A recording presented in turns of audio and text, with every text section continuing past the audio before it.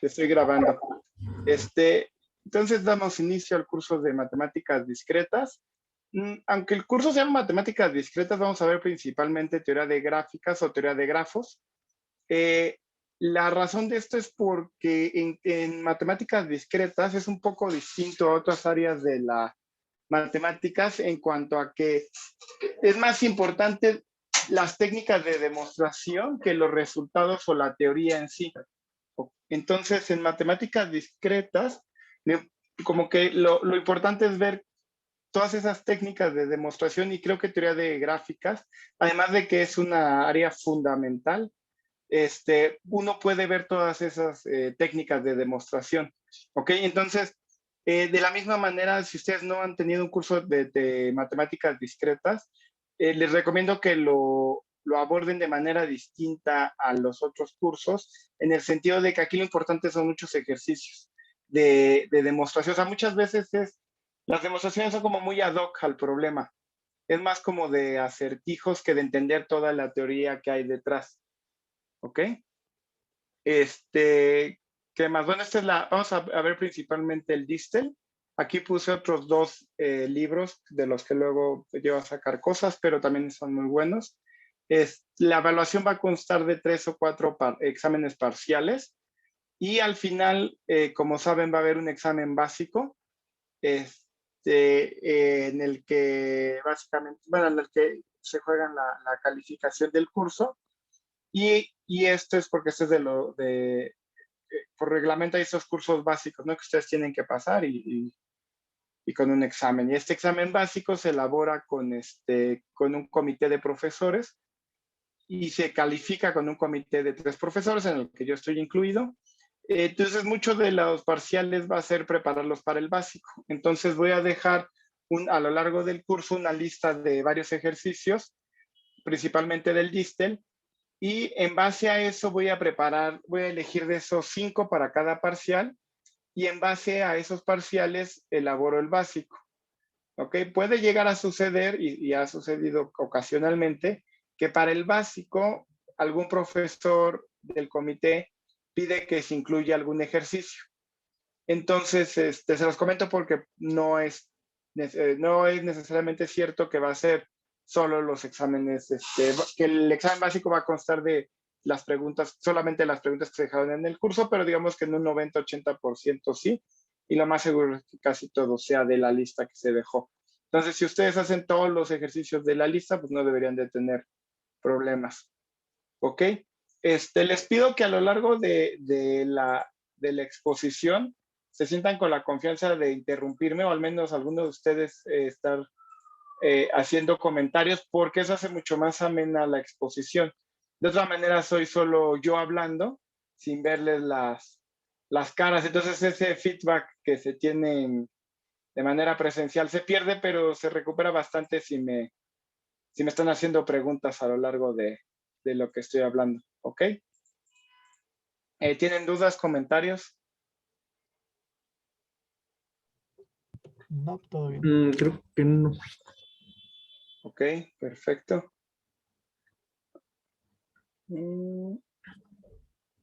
Ok, estoy viendo cómo. No, sí, no.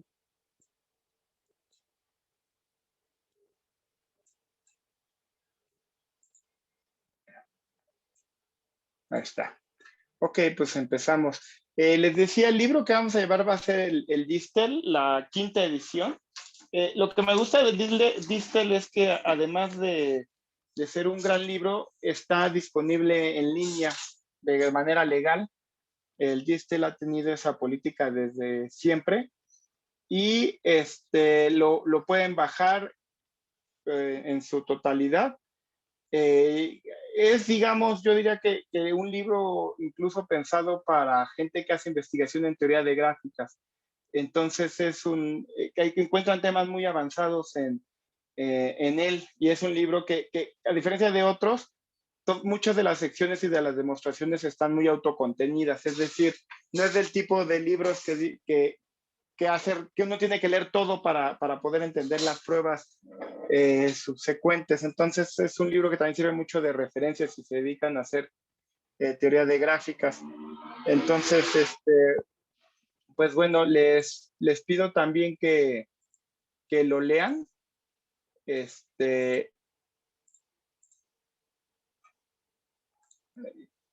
Y les voy ahorita por favor lean el primer capítulo, bueno, hasta lo que alcancemos a ver, para que vayan viendo las definiciones. Al principio, teoría de gráficas es puede ser un poco tedioso porque hay muchas definicionnes que son muy intuitivas, entonces me las voy a saltar, les pido que las lean, pero también les pido que si algo no entienden, que no sepan a qué me estoy refiriendo, me interrumpan, por favor.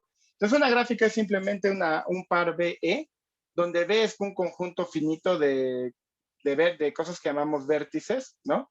Y un conjunto E de aristas que llamamos, pues, de pares de vértices, ¿ok? Llamados aristas. Entonces, por ejemplo, aquí mi gráfica es el conjunto ABCDE y las aristas son AB, AC, DE, DB, CE. La gráfica se representa de esta manera, se pone pues, un puntito, una bolita por cada vértice y se unen dos con una línea si son adyacentes, ¿no? O sea, si hay una arista entre ellos. No hay que confundir al dibujo que pinté aquí con la gráfica. La gráfica es el objeto combinatorio. ¿Ok? Esta es solamente una representación de la gráfica. ¿Ok? ¿Está claro? Sí. Bueno, perfecto. Al número de aristas que inciden en un vértice se le conoce como el grado del vértice. Ajá. Entonces, por ejemplo, aquí pinté un vértice, le puse 5 aristas que entran, entonces el grado de este vértice puse 5. Y le puse un subíndice G mayúscula para denotar que me refiero a la gráfica G. Eso lo hacemos cuando tenemos varias gráficas y queremos, y puede incluso que compartan vértices, pues para saber a cuál nos referimos, pero si no sé, si está claro que solo hay una gráfica, pues entonces quitamos ese subíndice, ¿no? ¿Qué más? El grado promedio está dado por por la suma de todos los grados de los vértices divididos entre el número de vértices. ¿Ok? Entonces, y se denota como D de G. El grado mínimo y el grado máximo, pues están, el grado mínimo, pues es el mínimo grado que aparece en la gráfica y el grado máximo es el grado máximo que aparece en la gráfica. Y los denotamos con delta minúscula G y delta de G respectivamente. ¿Ok? Y tenemos esta desigualdad. El grado mínimo pues siempre es igual al grado promedio, que a su vez es menor o igual al grado máximo. Algo que se me olvidó decir es que además de gráficas, también vamos ocasionalmente a hablar de gráficas dirigidas, ¿ok? En una gráfica dirigida, lo que ustedes tienen es vértices y flechas, ¿ok? Entre esos vértices. Ajá. Entonces, cuando las gráficas se usan para modelar cosas de la vida real, pues a veces es natural ponerles direcciones, ¿no? O sea, por ejemplo, las carreteras a veces o muchas veces tienen solo un sentido, entonces uno los denota con flechas, ¿no? Denotando que hay una dirección, ¿ok? También ocasionalmente estas se llaman gráficas dirigidas o digráficas, ¿ok? Ocasionalmente vamos a tener también, por ejemplo, gráficas donde hay varias aristas entre un par de vértices. Ajá. O incluso lazos o aristas entre un mismo vértice. Esta la debemos llamar multigráficas. Pero el curso, casi todo lo que vamos a ver va a tener que ver con gráficas que se llaman simples, donde las aristas no tienen ni dirección, ni hay aristas múltiples. ¿Ok? ¿Dudas hasta aquí?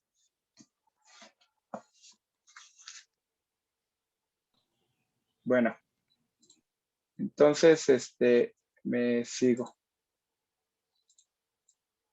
Ah.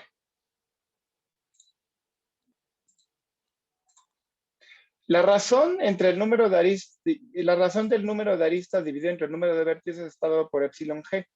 Entonces eso, tal cual el número de aristas dividido entre el número de vértices. ¿Ok? Claramente tenemos las siguientes igualdades. El número de aristas es igual a 2 veces la suma de los grados de los vértices. Ajá. Que a su vez pues, es un medio del grado promedio multiplicado por el número de vértices. ¿Ok? En particular, esto significa que la razón de aristas entre vértices está dada por un medio del grado promedio.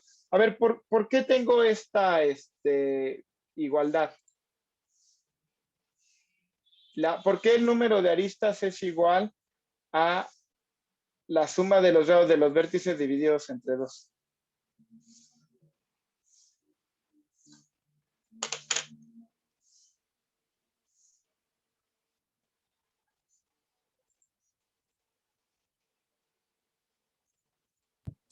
Porque cada vértice como que se cuenta dos veces, ¿no? Porque de un lado ¿cómo se llama? Para una arista se toma un vértice y para del otro lado va a tener pues el otro vértice y entonces sale dos veces, ¿no? Así es. Si yo me paro en cada vértice y cuento cuántas aristas hay, estoy contando las aristas una vez, ¿no? Pero cuando llego a contar las aristas que inciden sobre el otro vértice, pues entonces lo estoy contando 2 veces. ¿Ok? Entonces cada arista, cuando yo tomo la suma de los grados de los vértices, la cuento 2 veces. ¿Ok? Entonces dividiendo entre 2, pues ya tengo el número total de aristas. ¿Ok? Una duda, ¿aquí sería todo para gráficas finitas entonces? Sí, para gráficas finitas. Siempre vamos a trabajar con gráficas finitas. Aquí es una muy buena observación. Prácticamente todo lo que se hace de teoría de gráficas es para gráficas finitas. Esto en parte pues, tiene que ver también con accidentes históricos que el interés venía del área de combinatoria. Entonces, la mayoría de los resultados son para gráficas finitas, pero en años, bueno, no recientes, pero siempre ha habido dudas sobre qué pasa con gráficas infinitas y hay resultados bastante interesantes sobre gráficas infinitas. Si da chance, si da tiempo, alcanzaremos a ver un poco de eso. Pero sí, prácticamente todo, siempre voy a hablar, de hecho, siempre voy a hablar de gráficas finitas, a menos de que indique lo contrario. ¿Ok? Sí, gracias. Tenemos la siguiente proposición. El número de vértices de grado impar de una gráfica siempre es par. ¿Por qué?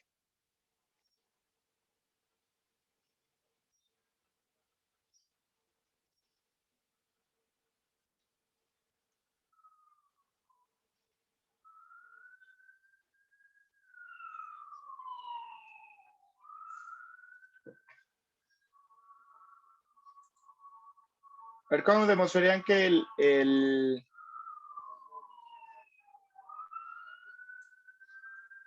número de vértices el número de vértices de grado impar de una gráfica siempre es par?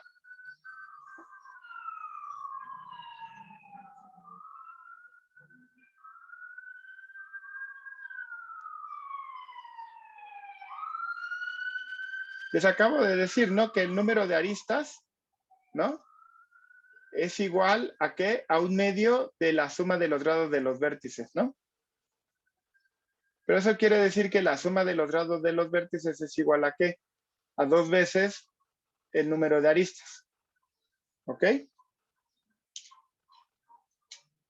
Pero eso quiere decir que la suma de los grados de los vértices es ¿qué? Es un número par, ¿no? Entonces, si tengo una suma, ¿no? La suma, puedo dividir esta suma en 2, puedo dividir en aquellos, tales que el grado es par, más aquellos donde el grado es impar, ¿sale? Entonces, esto pues me va a dar un número par porque estoy sumando números pares, ¿no? Y esto me tiene que dar un número, ¿qué? Pues par. Pues par, ¿no?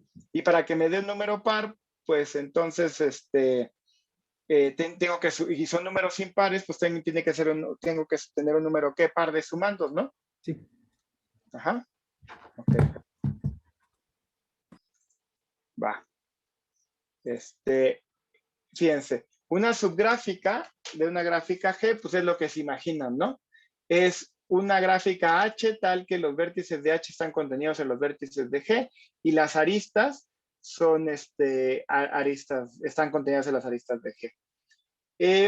Fíjense, una primera proposición ya más interesante es que, bueno, primera observación, una gráfica puede tener grado promedio alto y aún así tener grado mínimo pequeño. ¿Ok? Entonces yo puedo tener muchas aristas en una gráfica, pero eso no quiere decir que localmente todos los vértices tienen que tener grado alto. ¿Ok? Es una observación muy, muy boba. Pero lo que vamos a demostrar es que sí tiene que suceder lo siguiente. Si aquí está G y G tiene muchas aristas, allá adentro debe existir una gráfica H, ajá, con grado mínimo alto, ¿ok? Donde todos los vértices de esta gráfica son de grado alto, como pasó aquí, pues, ¿ok? Eso siempre pasa, ¿sale? Entonces, ya formalmente lo que estoy diciendo es que toda gráfica con al menos una arista tiene una subgráfica H, ajá, donde el grado mínimo de H es mayor a la razón de aristas del epsilon de H, que es a su vez mayor o igual a epsilon de G, que nada más les recuerdo que epsilon de G, pues es un medio del grado promedio de G. Ajá. O sea, existe una gráfica H donde el grado mínimo es mayor o igual a la mitad del grado promedio. Bueno, ¿cómo demostramos esto? Va de la siguiente manera. Fíjense. Tomamos la gráfica, ¿no? Entonces, mi gráfica tiene muchos, estoy suponiendo que tiene muchas aristas, ¿no? Y quiero encontrar una gráfica H por ahí metida que todos los vértices sean de grado alto. ¿Qué se les ocurre hacer? Pues fíjense, una cosa que podríamos hacer es, pues quitar los vértices, ¿no? Que no sirven. O sea, no nos gustan aquellos vértices de grado pequeño, ¿sale? Porque queremos una gráfica H donde todos los vértices tengan grado alto. Entonces me fijo en los vértices de grado pequeño, como este de aquí, y lo borro. ¿Ok? Entonces borro este vértice. Y luego lo que me queda, me fijo si hay un vértice de grado pequeño y lo borro, ¿no? Y lo borro y lo borro. ¿Ok? Entonces, la regla es muy sencilla. Pues yo la ando tirando a un vértice, a una H donde todos los vértices tengan grado mayor que el epsilon de G, ¿no? Entonces, mientras hay un vértice de grado epsilon de G, pues entonces lo quito, ¿no? Y fíjense qué pasa al quitarlo, pues si noten con G', la gráfica que resulta de quitar un vértice de grado a lo más epsilon de G, pues entonces, ¿cuántas aristas va a tener?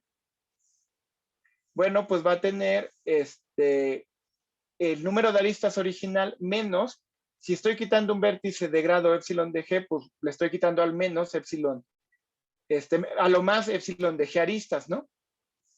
Y el número de vértices se disminuye en 1.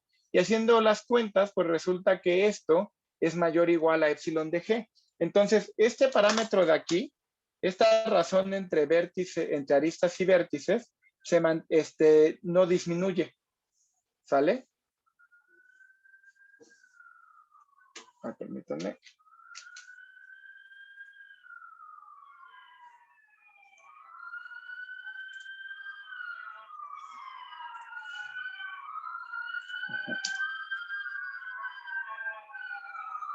Ahí está. Entonces, esta razón de aquí no disminuye. ¿Ok? Entonces, siempre puedo estar quitando estos vértices. ¿Qué es lo que me podría pasar? Fíjense, lo que me podría pasar es que llegara a la gráfica vacía, ¿no? O sea, que me acabara los vértices o que llegara a una gráfica con un solo vértice y ahí ya me atoré. Ajá. Pero vamos a ver que eso no pasa. Entonces, si consideren la sucesión de gráficas que resulta de estar haciendo este proceso de quitar vértices de grado a lo más epsilon de GI, ¿no? Entonces es G0, G1 hasta Gm igual a H. Entonces la última gráfica la voy a llamar H. Fíjense que para la gráfica K1, Kn es la gráfica completa de n vértices. Completa significa que tiene todas las aristas posibles entre cualquier par de vértices. Pues la gráfica K1 consta de un solo vértice. Para esta gráfica tenemos pues fíjense que epsilon de K1 pues es igual a 0 porque no tiene aristas y tiene un vértice. Y por lo tanto, Gm, la H, pues tiene al menos dos vértices. ¿Sale? O sea, no me detuve en K1. Porque la invariante que tengo es que la epsilon de G no disminuye, pero aquí es igual, pero en K1 es igual a 0. Entonces me tuve que haber detenido antes de quedarme con un solo vértice. Por lo tanto, tengo al menos dos vértices y el grado mínimo de H pues es mayor a epsilon de H. ¿Por qué? Porque no puede existir un vértice de grado menor o igual a epsilon de H porque entonces lo quitaría y seguiría mi proceso. ¿Ok? Y ya acabé.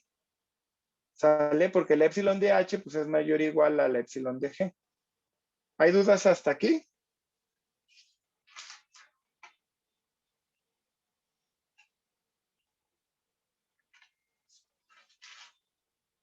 ¿No?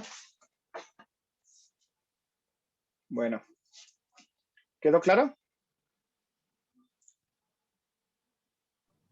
Sí, sí quedó claro. Muy bien. Ok, entonces ahora caminos, trayectorias, ¿no? Y ciclos.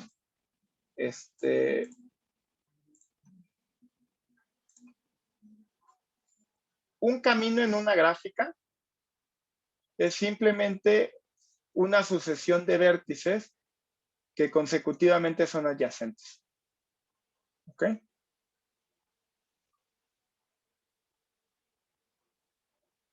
Entonces es tal cual lo que se imagina. Entonces un camino podría ser esto.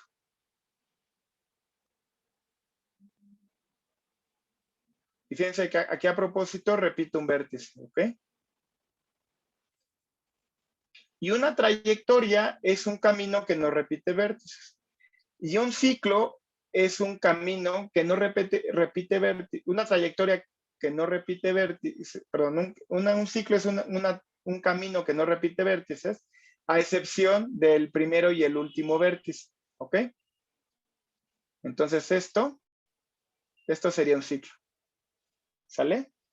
Y bueno, ya hay mucha anotación aquí sobre cómo denotar caminos. Generalmente se denotan como la sucesión de los vértices, ¿no? O sea, por ejemplo, P lo denoto como X0, X1, X2, etcétera. Ajá.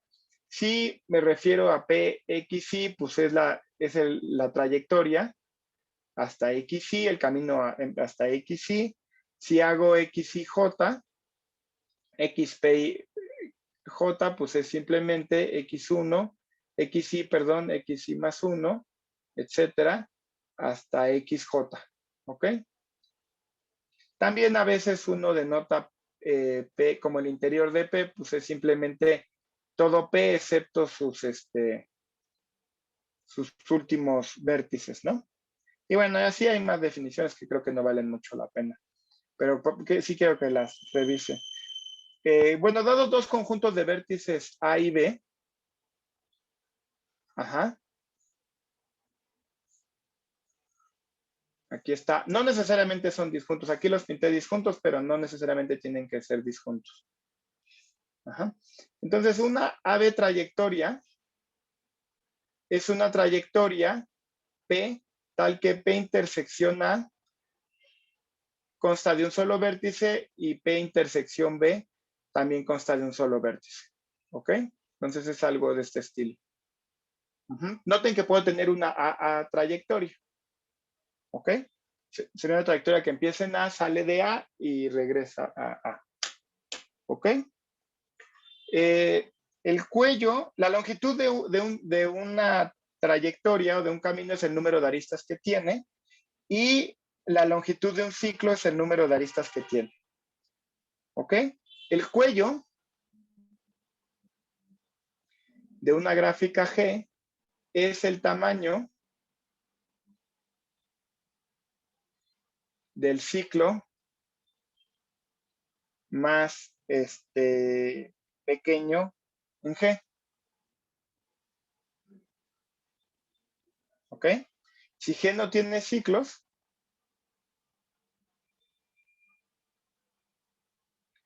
entonces el cuello es infinito. ¿Ok? Y el cuello lo denotamos con G de G. Y esto viene de que en inglés esto es girth. ¿Ok? Bueno, ¿hay dudas hasta aquí? No. Bueno, va, perfecto.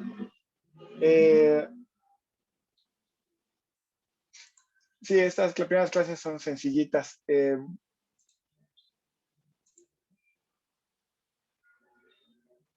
Bueno, ahí está. Una primera proposición es, toda gráfica tiene una trayectoria de longitud, el grado mínimo de G y un ciclo de longitud con al menos el grado mínimo más de longitud al menos el grado mínimo más 1. Siempre que el grado mínimo sea mayor o igual a 2. A ver, ¿por qué? Si yo les doy una gráfica G, ¿cómo me encontraré una gráfica de longitud al menos el grado mínimo?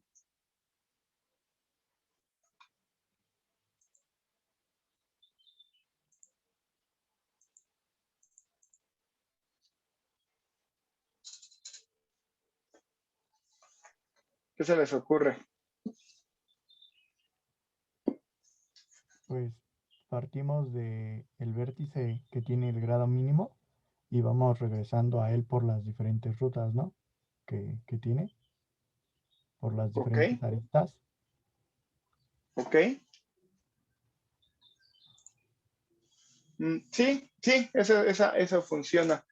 Entonces, si yo tengo una gráfica, quiero demostrar que me toma el grado mínimo, como dices, compañero, ¿no? Entonces, avanzo, ¿no? ¿Ok?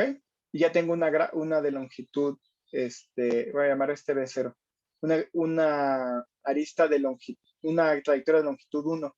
Ahora me fijo en los vecinos de este vértice, ¿ok? Y elijo, pues, uno que no haya visitado antes, o sea, no voy a elegir B0 y avanzo, ¿sale? Me paro aquí y elijo uno que no sea uno de los que haya avanzado antes, porque podría tener cosas de este estilo, ¿no? Podría tener una arista hacia acá. Y entonces elijo un vértice que no sea uno de esta trayectoria P que estoy formando, ¿sale? Aquí puedo tener más, ¿no?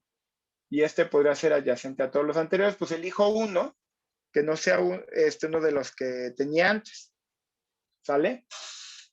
Y si en algún momento me trabo, ¿por qué me trabo? Porque llego a un punto donde, ¿qué? Llego a un punto donde dices, es que espérate, porque ya no puedes seguir avanzando. Ya no puedes seguir avanzando porque eres adyacente a todos los vértices en la trayectoria, pero si eso pasa, ¿cuántos vértices hay aquí? Pues hay delta de G, ¿no? Y más pues ya tengo delta de G más un vértices, por lo tanto tengo delta de G más un aristas y tengo longitud delta de G, ¿no? Y ya, pues bajo el mismo argumento hago la misma demostración y en particular, pues en el último vértice tienes que ser adyacente al primero, ¿no? Y esto ya te da el ciclo de longitud delta de G más 1. ¿Sale? ¿Hay dudas hasta aquí?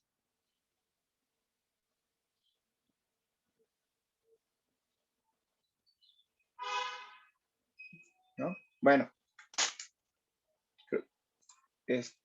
Otra definición es la distancia entre dos vértices, es pues, la longitud de la trayectoria XY más corta en G, ¿no? Y es una distancia en el pleno sentido de la palabra, es decir, si ustedes se fijan en las distancias entre cualquier par de vértices, eso les define, es una distancia, ¿no? Y les define un espacio métrico, ¿ok? Cumple la desigualdad del triángulo y todo lo demás. A la distancia más grande posible entre dos vértices de la gráfica se le conoce como el diámetro de G. Entonces, el diámetro de G es lo más alejado que pueden estar dos vértices de la gráfica. ¿Sale? Una primera proposición es que toda gráfica con al menos un ciclo satisface que el cuello, recuerden que el cuello es el tamaño del ciclo más chico, es menor o igual a 2 veces el diámetro de G más 1. ¿Ok? ¿Cómo demostrarían esto?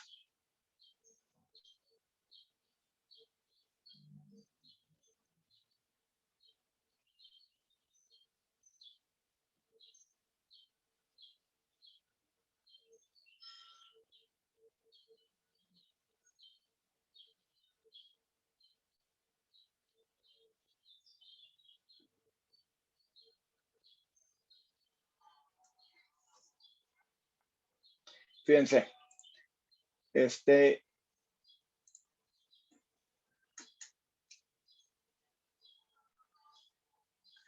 Nos tomamos el ciclo más pequeño en G, ¿no?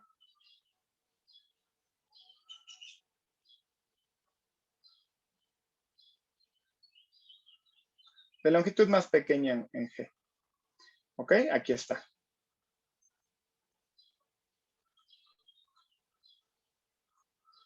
Este ciclo tiene longitud, pues, G de G. Supónganse, por contradicción, que esto es mayor o igual a 2 veces, mayor estrictamente, perdón, que 2 veces el diámetro de G, perdón, mayor o igual a 2 veces el diámetro de G más 2, ¿no? Bueno, pues entonces, C tiene dos vértices, X y Y. Ajá, por aquí anda X. 1, 2, 3, 4, 5, 6, 7. Acá andará como el más alejado, ¿no? Me fijo en dos vértices que estén lo más alejado posible en C.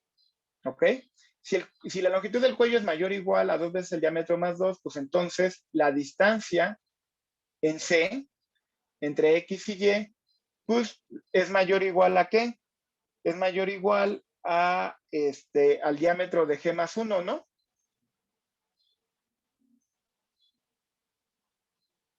¿Sí están de acuerdo? No lo sé. Creo que Fíjense, no lo veo. aquí, me tomo un ciclo, ¿no? El más pequeño posible, de longitud mínima, ¿ok? Es decir, de longitud del cuello de G.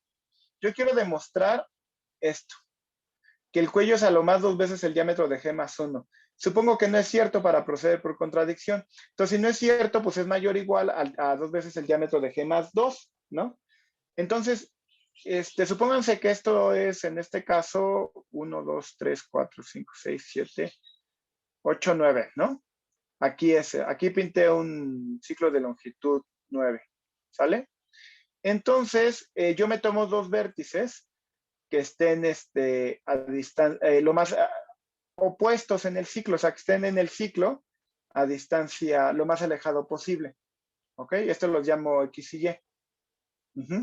Pero si todo esto vale 9, pues entonces la distancia tiene que ser al menos pues la mitad, ¿no?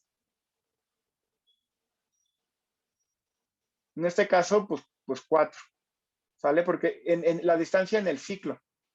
O sea, lo que digo es que esta trayectoria y esta trayectoria, pues son al menos de longitud la mitad del tamaño del ciclo. ¿Ok? Bueno,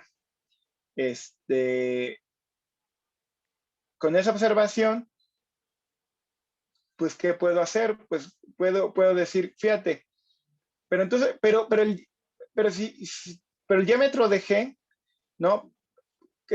Por definición es la longitud de la trayectoria más grande en G.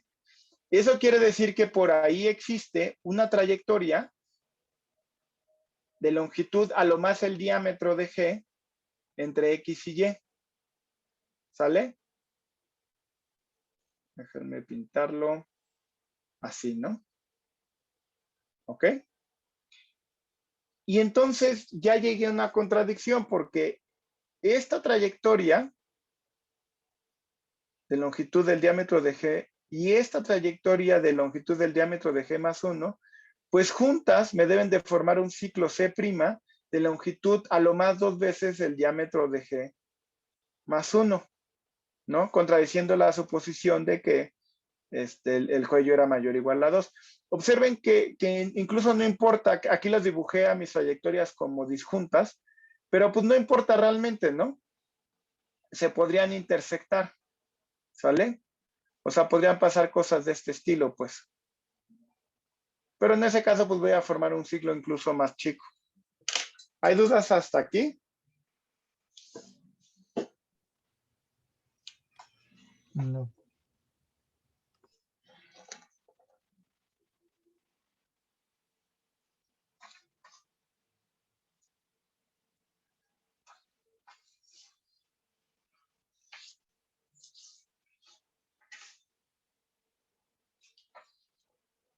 Bueno. Entonces, ya por aquí le paramos. Voy a parar de grabar. Estuvieron poniendo. Voy a parar de grabar. Permítanme.